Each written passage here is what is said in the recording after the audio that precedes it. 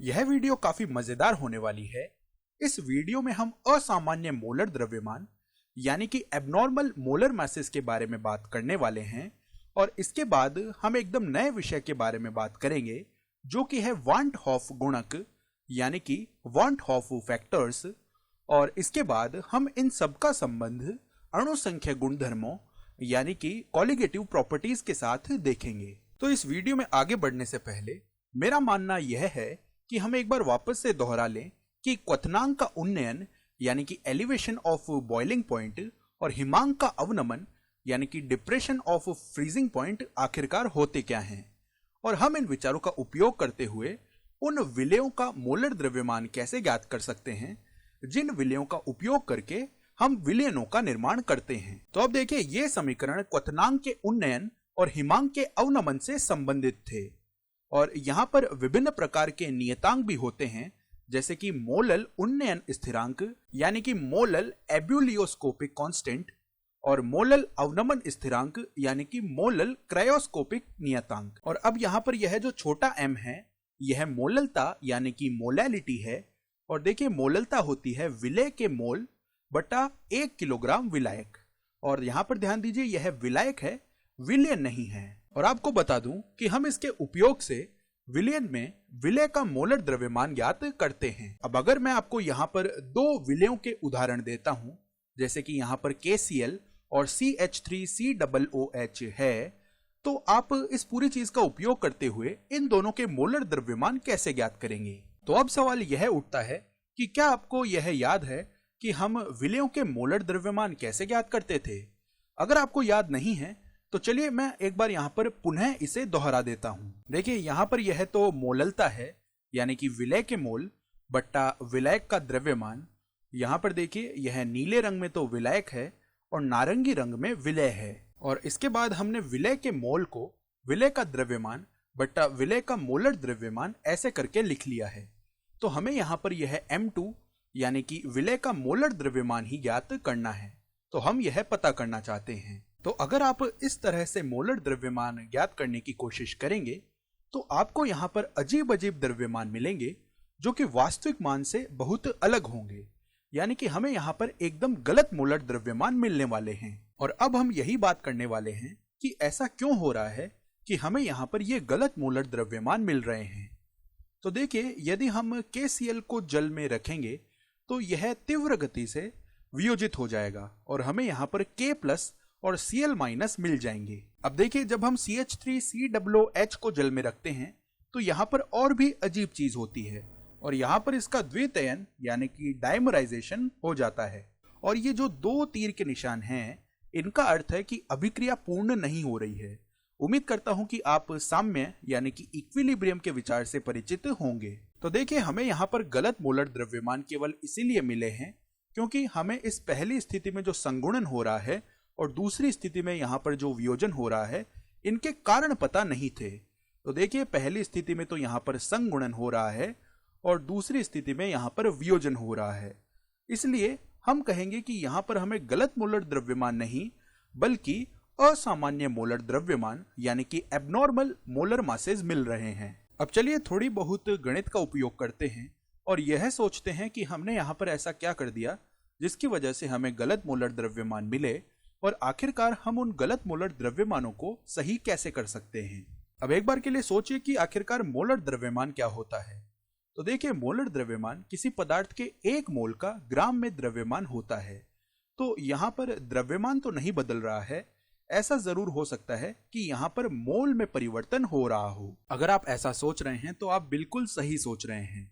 तो बाएं पक्ष में देखिए, जैसे जैसे हम जल मिलाते हैं वैसे वैसे मोल में यहाँ पर वृद्धि हो रही है और दाएं पक्ष में यहाँ पर मोल में कमी हो रही है। और इन्हीं दोनों की वजह से यहाँ पर असामान्य मोलर द्रव्यमान आ रहे हैं।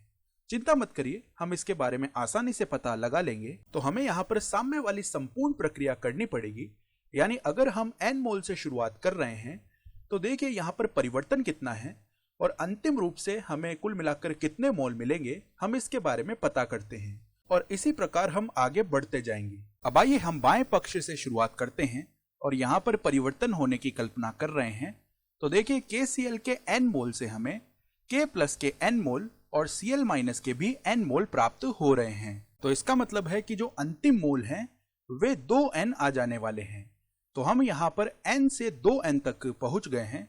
उम्मीद करता हूं कि यह तो आपको काफी आसान लगा होगा। अब यदि हम दाएं पक्ष की बात करते हैं तो साम्य के विचारों से आप वियोजन की मात्रा यानी कि डिग्री ऑफ डिसोसिएशन के बारे में तो जानते ही होंगे।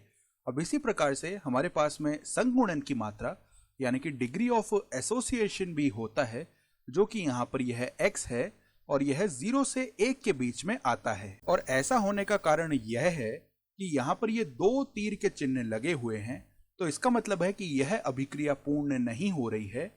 तो यहाँ पर जो परिवर्तन है वह -nx आ जाने वाला है, जहां पर x 0 से 1 के बीच में आ रहा है। और आपने यहाँ पर एक चीज का यह भी ध्यान दिया होगा कि यहाँ पर nx का निर्माण होने की बजाय nx/2 का निर्माण हो रहा है। और ऐसा होने का कारण केवल मोल अनुपात होता है, यानी कि स्टोइकियोमेट्री इसका कारण है। तो मैं यहाँ पर स्टोइकियोमेट्री लिख देता हूँ और ऐसा लिखकर मैं केवल इस 2:1 का महत्व ही दर्शाना चाहता हूँ। तो अगर CH3COOH के 2 मोल अभिक्रिया करते हैं तो हमें इस द्वितय का केवल 1 ही मोल प्राप्त होता है। तो अगर X अभिक्रिया कर रहा है तो x/2 का निर्माण ही होगा। उम्मीद करता हूं कि आपको समझ में आ गया होगा कि यदि NX अभिक्रिया कर रहा है तो निर्माण केवल NX/2 का ही होगा। अब यहां से अंतिम मोल ज्ञात करने के लिए हमें इन्हें घटाना होगा, यानी कि n में से हम NX को घटा देंगे तो हमें n गुणा 1 - x मिल जाएगा और यहां पर NX/2 आ जाएगा। लेकिन एक बात का ध्यान रखिएगा, जिस प्रकार बाएं पक्ष में अंतिम मोल ज्ञात करने के लिए हम यहां पर इन्हें वापस से जोड़ रहे थे, उसी प्रकार यहां पर भी अंतिम मोल ज्ञात करने के लिए हमें इन दोनों को आपस में जोड़ना होगा। तो ऐसा करने से हमें यहां पर n से अब n गुणा 1 - x/2 मिल जाएगा। तो उम्मीद करता हूं आपको यह आसान लगा होगा।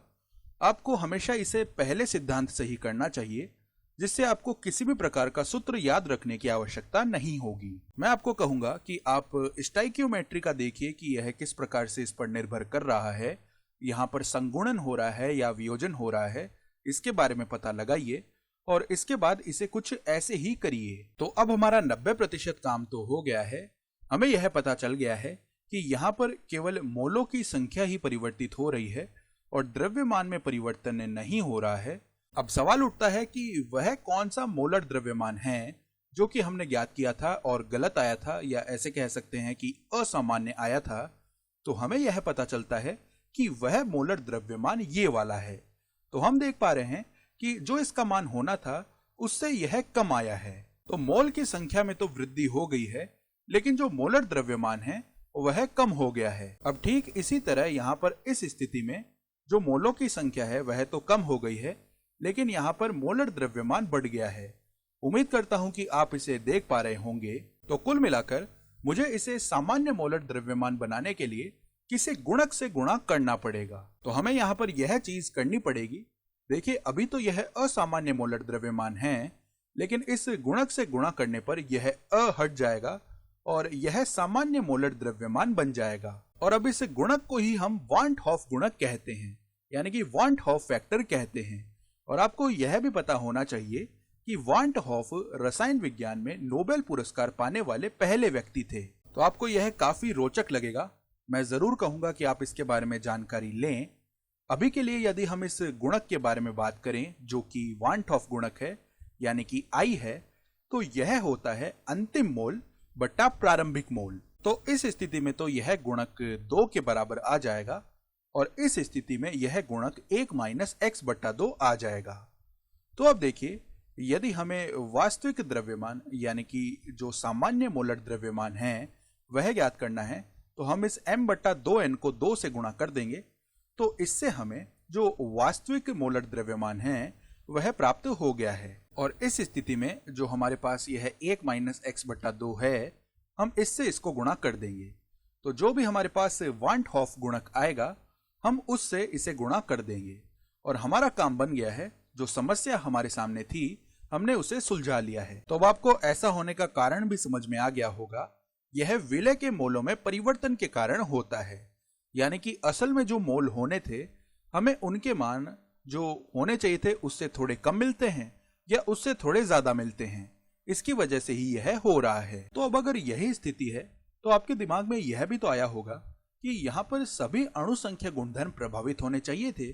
अगर आपने ऐसा सोचा है तो आप बिल्कुल सही हैं। यहाँ पर यह सभी अणु संख्या गुणधर्मों को भी प्रभावित करता है। तो अगर आपके पास में विलय के मोल हैं तो वे निश्चित रूप से इस वांट हॉफ गुणक से प्रभावित होने वाले हैं। अब देखिए, जो वाष्प दाब का आपेक्षिक अवनमन यानी कि relative lowering of vapour pressure है वह आ जाएगा I गुणा x2, यानी कि यह जो डेल्टा P1 बट्टा P1 नॉट है यह वांट हॉफ गुणक I गुणा x2 के बराबर आने वाला है। इसी प्रकार यहाँ पर जो क्वथनांक में उन्नयन है वह आ जाएगा डेल्टा TF बराबर I गुणा KF गुणा M, और इसी प्रकार डेल्टा TB बराबर I गुणा KB गुणा M, यह हमें मिलेगा जो कि हिमांक में अवनमन है। और इसके बाद यदि हम परासरण दाब की बात करते हैं तो पाई बराबर हमें I गुणा CRT मिल जाएगा। तो कुल मिलाकर यहाँ पर सभी चीजें I से गुणा हो जाती हैं। तो अब देखिए, हमने वैसे परिकल्पना के रूप में तो मोलर द्रव्यमानों के बारे में सोच लिया था, लेकिन अब अगर मुझे इस I को परिभाषित करना है तो सोचिए कि मैं इसे कैसे परिभाषित कर सकता हूं। तो देखिए, इस I को पुस्तकों में कुछ इस प्रकार से परिभाषित किया जाता है कि यह होता है सामान्य मोलर द्रव्यमान बट्टा असामान्य मोलर द्रव्यमान। हालांकि पुस्तकों में इसकी यह परिभाषा होती है, लेकिन क्या आप इस परिभाषा का अर्थ समझ पाए हैं? तो चलिए इसे हम देखते हैं। यदि हम बात करते हैं असामान्य मोलर द्रव्यमान की, तो अभी अभी जब हमने KCl के बारे में बात की थी तो देखिए, इसका जो द्रव्यमान है वह तो m बट्टा 2n है, और इसे हम I से गुणा कर देते हैं तो इसके परिणाम में देखिए हमें क्या मिलेगा, m बट्टा 2n गुणा जब 2 होगा तो यहां से हमें m बट्टा n मिल जाता है, और यही इसका वास्तविक मोलर द्रव्यमान आता है। तो यहां पर तो यह परिभाषा काम कर रही है, हमने इसका अर्थ समझ लिया है। और मैं आपको हमेशा कहूंगा कि कोई भी परिभाषा जब आप देखते हैं तो उसका अर्थ समझने की कोशिश हमेशा कीजिए। अब अंतिम रूप से देखिए, कुछ पुस्तकों में I को कुछ इस तरह से परिभाषित भी किया जाता है कि यह है प्रेक्षित अणुसंख्यक गुण बट्टा परिकलित अणुसंख्यक गुण। तो प्रेक्षित यानी कि ऑब्जर्व्ड जो यहाँ पर कॉलिगेटिव प्रॉपर्टी है वह क्या होती है, वह तो यह होती है। और यदि हम परिकलित यानी कि कैलकुलेटेड कॉलिगेटिव प्रॉपर्टी की बात करें तो वह देखिए क्या आएगी, यह आ जाएगी KB गुणा M। तो यहां पर जब हम भाग लगाएंगे तो हमें इसके परिणाम में I मिल जाएगा। तो इस प्रकार हमने इस वीडियो में असामान्य मोलर द्रव्यमान, वांट हॉफ गुणक और अणु संख्या गुणधर्मों के मध्य संबंध देख लिया है। और अब मैं आपको कहूंगा कि आप वांट हॉफ के बारे में जरूर से पढ़िए, जिन्होंने रसायन विज्ञान में पहला नोबेल पुरस्कार पाया था।